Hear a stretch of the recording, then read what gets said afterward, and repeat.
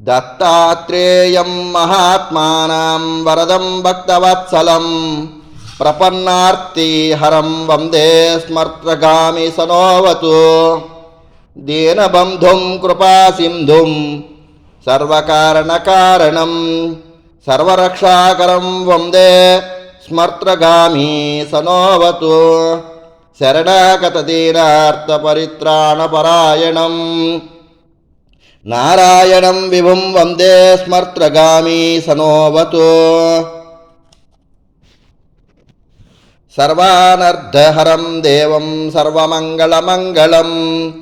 सर्वक्लेशहरं वन्दे स्मर्त्रगामि सनोवतु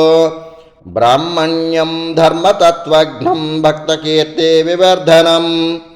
भक्ताभीष्टप्रदं वन्दे स्मर्त्रगामि सनोवतु शोषणं पापपङ्कस्य दीपनं ज्ञानतेजसः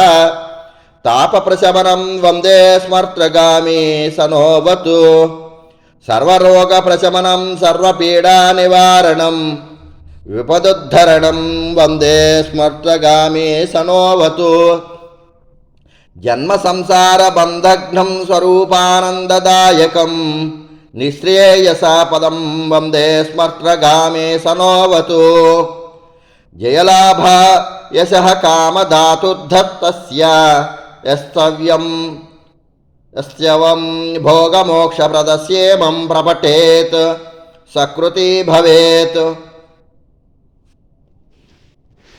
ओं श्री गणेशाय नमः, श्री सरस्वत्यै नमः, श्रीपादवल्लभ नरसिंह सरस्वती श्री गुरुदत्तात्रेयाय नमः।